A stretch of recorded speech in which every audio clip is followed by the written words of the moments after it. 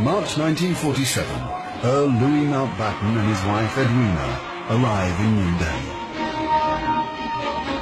The great-grandson of Queen Victoria and second cousin to George VI, Mountbatten brings a regal presence to the drama of India's independence. As the last viceroy, he bears responsibility for India's fate. 2nd of April, 1947. I have now completed my first week in office. I should like to be able to paint an encouraging picture of my first impressions, but feel it would be misleading if I did so. The scene here is one of unrelieved gloom. At this early stage, I can see little common ground on which to build any agreed solution for the future of India. The only conclusion I have been able to come to is that unless I act quickly, I may well find the real beginnings of a civil war on my hands.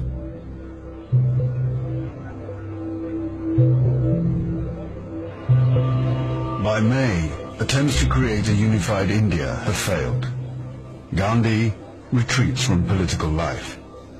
Muhammad Ali Jinnah, leader of the Muslim League, and Jawaharlal Nehru of the Indian National Congress concede to divide India.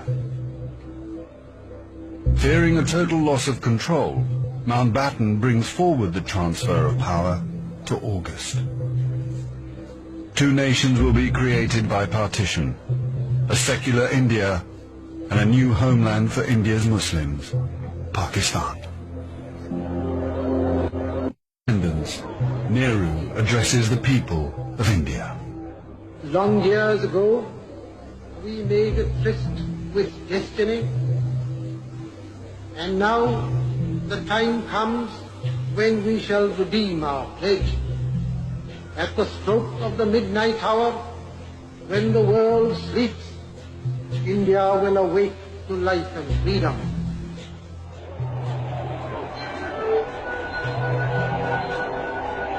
The 15th of August, 1947, the British Empire in India has come to an end. The last viceroy, Louis Mountbatten. The flag raising and the salute were done amid scenes of the most fantastic rejoicing. And as the flag broke, a brilliant rainbow appeared in the sky, which was taken by the crowd as a good omen.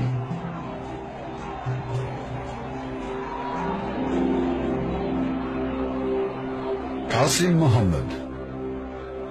On the 15th of August came freedom. The freedom to burn, loot and murder.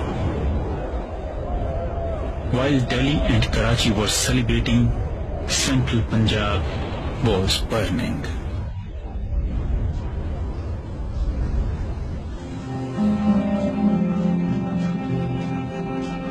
Between August 1947 and March 1948, 4.5 million Hindus and Sikhs are forced to migrate from Pakistan to India. 6 million Muslims must move in the opposite direction. Britons and Indians witness the bloodshed. Shahid Ahmed. It is a battleground. People have gone mad. Trains to Pakistan are being looted and occupants slaughtered. We all knew that carnage was in the offing. So did Mountbatten. The British Empire, which tried to build India over centuries, can never live down this great tragedy.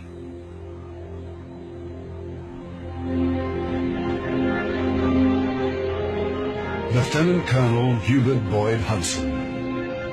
The sight from the air was awe-inspiring. In this chaos, millions of refugees were struggling to get to India or Pakistan. Thousands of others were doing their best to prevent them, murdering them by the hundred. But death is nothing. There are things more terrible than death.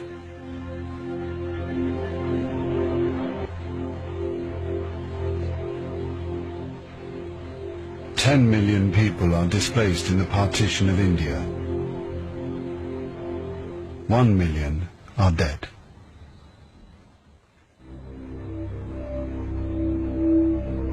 By the summer of 1948, most of the British have left.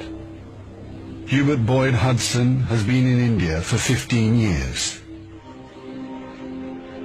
India is full of ghosts.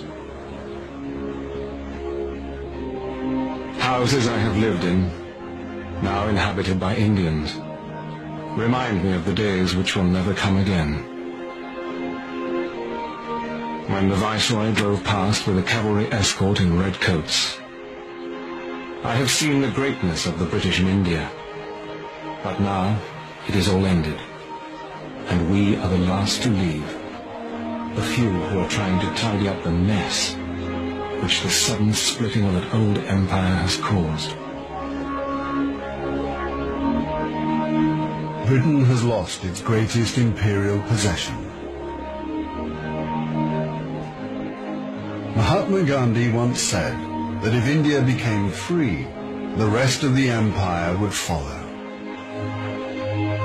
In the next 10 years, the fire of India's independence will spread around the globe, from the Middle East to Africa.